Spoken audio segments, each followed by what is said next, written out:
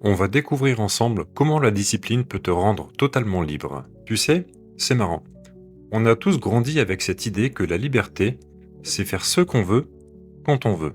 Et pourtant, si tu regardes bien, même des gens qui semblaient avoir tout, renommée, argent, pouvoir, ont fini par dire l'inverse. Regarde quelqu'un comme Dostoïevski.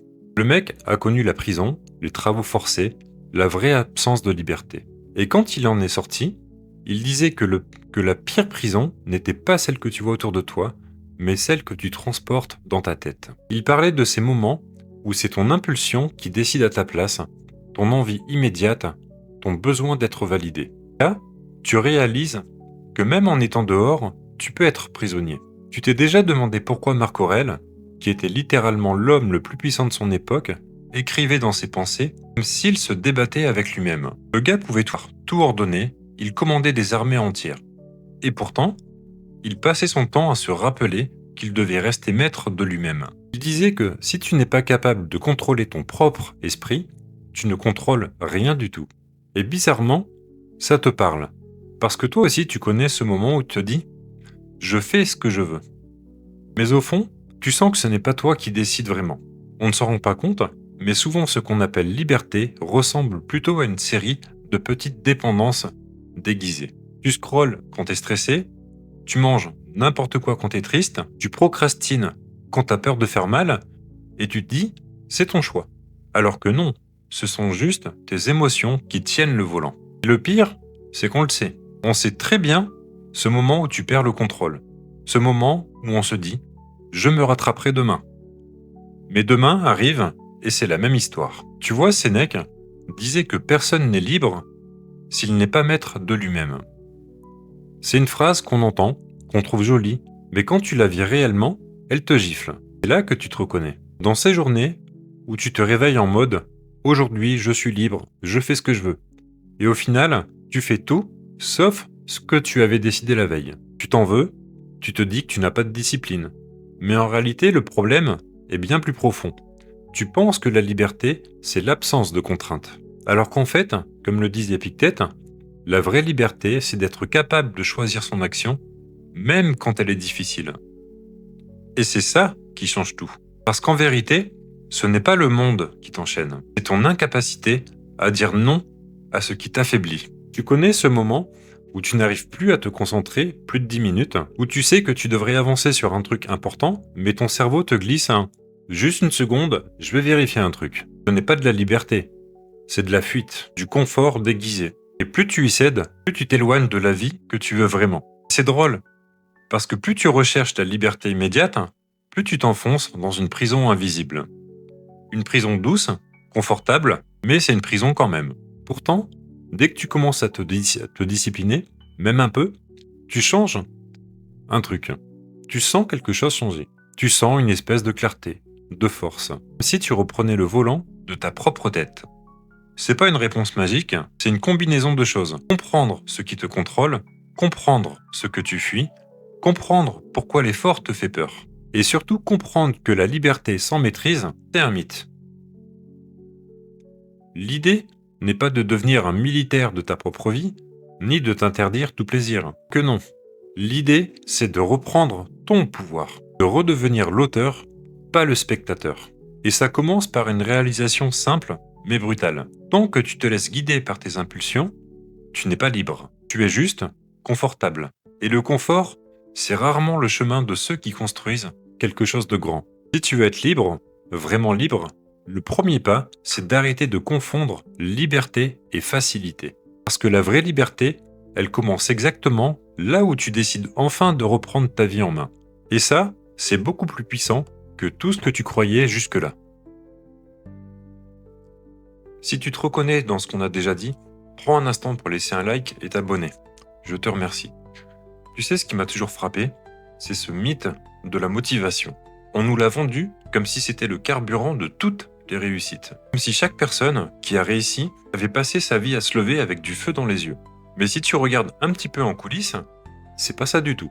Regarde par exemple Miyamoto Musashi, le fameux samouraï, l'auteur du livre des 5 anneaux.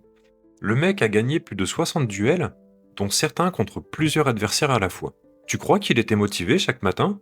et pas une seconde. Il disait que c'est l'habitude, pas l'envie qui façonne un homme. Et ça va bousculer directement tout ce qu'on croit savoir. Même Sénèque se moquait de la motivation. Il expliquait qu'attendre d'être inspiré pour agir, c'est attendre que le vent souffle parfaitement pour prendre la mer. Ben tu peux rester un petit peu coincé au port dans ce moment. Et ce qui est fou, ben ça c'est on l'a tous vécu. Tu connais ce moment où tu te réveilles, chargé d'envie, et tu dis aujourd'hui je vais tout exploser. Puis le lendemain, ben plus rien. C'est comme si la motivation, elle avait disparu dans la nuit. Et tu te demandes, pourquoi t'es comme ça? Pourquoi tu tiens une journée, puis tu retombes? Alors qu'en fait, t'as rien cassé du tout. C'est juste la motivation qui est un faux ami. La motivation, elle t'embarque quand elle veut, et elle te lâche quand ça l'arrange. C'est une émotion, pas une stratégie. Et les stoïciens, ça ils l'avaient compris depuis très longtemps.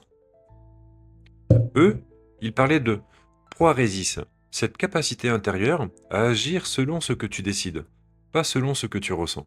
C'est exactement l'opposé de notre époque. Aujourd'hui, on fait presque plus rien sans demander l'autorisation à notre état émotionnel. Est-ce que j'ai envie? Est-ce que je suis motivé? Est-ce que je suis inspiré? Mais imagine un instant, si Marc Aurèle avait demandé ça avant de régler une crise militaire, il aurait rien fait du tout. Et c'est là que la discipline, elle entre en scène. Pas la discipline militaire froide, non. La discipline stoïcienne. Celle qui arrive justement quand il n'y a plus d'envie, plus d'élan, et quand la motivation a déserté. C'est cette capacité à dire « je n'ai pas envie, mais je vais le faire quand même ». Pas parce que tu te forces, parce que tu vas décider de le faire. Et c'est là que tu vas voir les vrais changements. Quand tu agis même, quand tout ton corps va chercher une excuse, la vérité, c'est que la motivation n'a jamais construit une vie. Ce sont les petits actes répétés quand personne ne te regarde, quand tu n'as pas d'énergie, quand tu doutes, quand tu sens que ça ne sert à rien. Les stoïciens ne misaient pas sur le feu intérieur, mais sur la solidité intérieure. Ils disaient que c'est dans les jours ordinaires que se forge un caractère extraordinaire, non pas dans les moments spectaculaires. Et si tu veux quelque chose d'encore plus fou, c'est que les neurosciences modernes, elles confirment ça. On sait qu'aujourd'hui, que ce n'est pas la motivation qui va créer l'action. C'est l'action qui va créer la motivation. Le cerveau, il récompense ce que tu répètes. Plus tu fais, plus tu veux faire. Et à l'inverse, tu fais, moins tu voudras faire. C'est littéralement le contraire de ce que tout le monde pense. Et ça explique pourquoi tu peux rester paralysé pendant des semaines, puis retrouver du mouvement en changeant juste une habitude minuscule. Quand tu comprends ça, tu réalises que tu n'as pas besoin de te booster. Tu as juste besoin de construire un rythme. Pas parfait, pas héroïque, juste un rythme constant. Musashi, le samouraï, parlait d'esprit immuable. Cette version de toi qui agit même quand ta tête est ailleurs. Et la discipline, c'est exactement ça. Ce n'est pas un drapeau, ce n'est pas un grand discours, c'est un truc silencieux, précis, presque invisible. C'est ce qui te ramène sur le chemin quand la motivation, elle t'a déjà abandonné depuis longtemps. Et c'est pour ça qu'au final, la discipline, elle te rend libre. Parce qu'elle t'empêche d'être manipulé par tes émotions du moment. Elle t'évite de dépendre d'un élan intérieur aussi instable qu'un courant d'air. Elle te rend solide, indépendant et autonome. Tu arrêtes de mendier l'inspiration et tu deviens ton propre moteur. C'est toi qui décides. Et ça, c'est le début d'une liberté que très peu de gens connaissent vraiment. Tu vois, il y a un moment dans la vie où la discipline arrête d'être cette espèce de poids que tu portes sur tes épaules. Un moment où elle se transforme en un truc beaucoup plus profond, presque instinctif. Comme un feu intérieur qui commence à brûler doucement, puis qui devient ta source d'énergie. Au début, tu as l'impression de te battre contre toi-même, contre tes envies immédiates, contre ton besoin de confort. Mais un jour, tu réalises que ce combat-là, il était nécessaire. Parce que sans lui, tu serais resté là, la même version de toi, celle qui hésite, qui remet au lendemain et qui ne fait pas maintenant.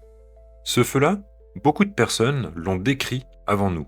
Même des écrivains comme Alexandre Dumas en parlaient. Il disait que la vérité, c'est celle qu'on gagne en apprenant à se maîtriser. Pas à obéir aveuglement, mais à se commander soi-même. Et tu le sens peut-être déjà. Quand tu commences à respecter les engagements que tu prends, avec même les petits, il se passe un truc étrange.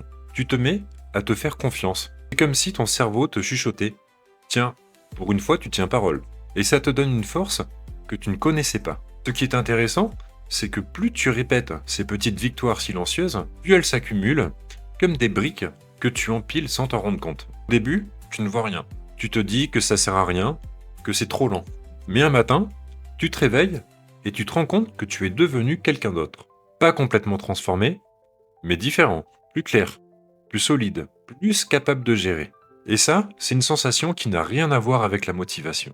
La fierté d'avoir bâti quelque chose que personne ne peut enlever. Tu vois, même dans les enseignements d'Épictète, il y a cette idée qu'on transforme la contrainte en puissance en changeant la manière dont on la regarde. Lui, il utilisait l'image du feu intérieur. Peu importe ce que tu jettes dedans, des obstacles, des difficultés, des peurs, le feu les transforme en énergie. Exactement ce qui se passe avec la discipline. La difficulté, elle ne disparaît pas. Elle change de forme.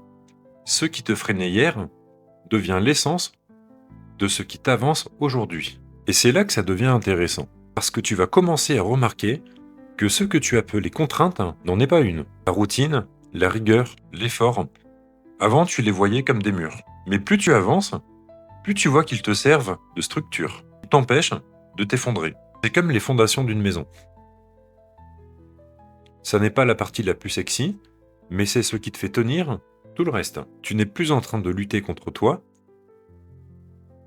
tu es en train de te sculpter. Et le truc le plus fou, c'est que tu vas sentir ton mental changer. Là où avant, tu te laissais distraire en une seconde, tu vas devenir plus imperméable. Là où avant, la moindre critique te faisait perdre confiance, tu vas commencer à rester stable. Là où tu fuyais l'effort, tu vas presque le rechercher parce que tu sais ce qu'il t'apporte. C'est ça le feu intérieur. Ce n'est pas un truc explosif, miracle, c'est un brasier qui chauffe doucement, mais qui ne s'éteindra plus jamais. Et c'est ici que naît une forme de liberté que personne ne t'avait expliqué. La liberté de ne plus être dominé par tes pulsions. La liberté de ne plus être tremblant face à la difficulté.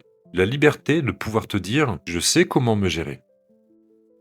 C'est te dire « je peux compter sur moi ». Ce n'est pas spectaculaire, ça ne fait pas de bruit et ça se voit pas forcément. Mais ça va changer absolument toute ta vie. Quand tu commences à transformer chaque petite contrainte en geste puissant, tu deviens littéralement quelqu'un qui avance, même quand c'est dur.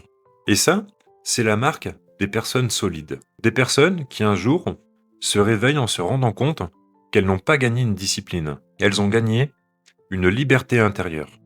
Une vraie liberté intérieure. Celle dont les stoïciens parlent depuis plus de 2000 ans sans qu'on comprenne vraiment. Celle qui ne dépend plus de rien, ni de personne. Tu sais, quand tu regardes le monde dans lequel on vit aujourd'hui, tu comprends vite que la liberté n'est pas quelque chose qu'on t'offre. C'est quelque chose que tu prends. On est entouré de distractions, de sollicitations, de bruit, d'urgences inventées. Tout est fait pour te tirer hors de toi-même. Et ça, les stoïciens l'avaient déjà anticipé. Même s'ils n'avaient pas nos écrans ni nos notifications. Ils parlent du tumulte du forum, du chaos de la foule, de la pression sociale qui t'empêche de penser droit. C'est dingue à quel point leurs mots y résonnent encore aujourd'hui. Marc Aurèle expliquait que l'âme disperse quand elle laisse happer par des milliers de choses à la fois. Tu sens à quel point ça te concerne? Parce que nous, on est dispersés non pas par 1000 choses, mais par 1 million de choses. On passe d'une idée à l'autre, d'un désir à un autre, d'une distraction à une autre. Et on se dit qu'on est libre, parce qu'on choisit tout ça. Mais si tu prends une seconde pour réfléchir, tu te rends compte qu'on ne choisit presque rien. On réagit, on répond, on se laisse porter, et on suit. Et c'est pour ça que la discipline est devenue un acte presque révolutionnaire. Quand tu décides de te concentrer, de couper le bruit, de te recentrer sur ce qui compte vraiment, tu fais quelque chose que très peu de gens sont capables de faire aujourd'hui. Tu redeviens maître de ton attention. Et dans un monde où l'attention vaut plus cher que l'or, celui qui contrôle son attention contrôle sa vie. Tu sais, on dit souvent que la liberté, c'est d'avoir 1000 possibilités. Mais c'est faux. Les stoïciens, eux, t'apprennent que la vraie liberté, c'est de savoir ce que tu dois faire, surtout de t'y tenir. Ce n'est pas d'avoir 1000 chemins, c'est d'avoir un chemin clair, et juste un chemin, eh bien ça change tout. Parce que dès que tu sais où tu vas, les distractions perdent leur pouvoir. Elles ne disparaissent pas, mais elle ne te commande plus. Tu redeviens celui qui choisit, pas celui qui est choisi. Et regarde autour de toi. Combien de gens sont libres en apparence, mais coincés dans une vie où tout est dicté par l'extérieur? La peur du regard des autres, l'envie de plaire, la course à la validation, la comparaison permanente. Il suffit d'un commentaire, d'une critique, d'une notification pour les faire douter d'eux-mêmes. C'est la preuve qu'ils ne sont pas libres. Ils sont dépendants. Pas de substance, pas d'objet, mais des émotions, de jugement et de réaction. Et quand tu comprends ça, tu vois la discipline autrement. Pas comme un sacrifice, mais comme une protection. Et comme un rempart. La discipline, c'est ce qui permet de dire non au bruit, aux distractions, aux impulsions qui t'affaiblissent. C'est ce qui fait de toi quelqu'un qui avance, même quand le monde essaye de t'arracher à ton propre chemin. Et c'est là que tu deviens rare. Parce qu'au moment où tout le monde cherche la facilité, toi tu cherches la clarté. Au moment où tout le monde fuit l'effort, toi tu crées de la force. Au moment où tout le monde se disperse, toi tu te rassembles. Et tu sais ce qui est le plus puissant? C'est qu'à force de discipline, tu n'as même plus besoin de te battre. Tu deviens stable. Cette stabilité-là, elle impressionne, elle rassure et elle inspire. On ressent toujours quand quelqu'un est maître de lui. C'est une présence qui n'a pas besoin de parler fort. C'est une forme de liberté intérieure qui se voit dans ta façon de marcher, de regarder et de choisir. Une liberté calme, une liberté sereine et une liberté ancrée. Les stoïciens disaient que le monde extérieur ne t'appartient pas, mais ton esprit, lui, il t'appartient totalement. Et c'est ça la vraie liberté.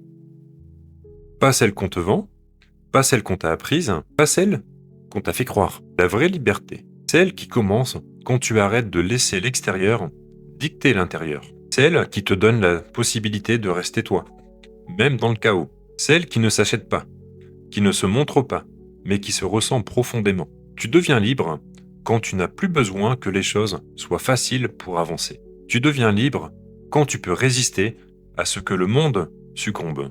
Tu deviens libre quand tu peux faire ce qu'il faut, même quand personne ne regarde. Tu deviens libre quand ton esprit n'est plus dispersé, mais dirigé. Quand ton attention n'est plus arrachée, mais donnée volontairement. Quand tes actions ne sont plus des réactions, mais des décisions. Dans un monde qui veut te distraire, ta discipline devient une arme. Ça devient ta boussole et ta fondation. Et sans t'en rendre compte, elle devient ton plus grand luxe. Une liberté intérieure que rien ni personne ne pourra jamais t'enlever. Si cette vidéo t'a apporté quelque chose, fais-le moi savoir en commentaire, même un simple merci. Et surtout, laisse un like et abonne-toi pour soutenir la chaîne. Je te remercie et à très bientôt.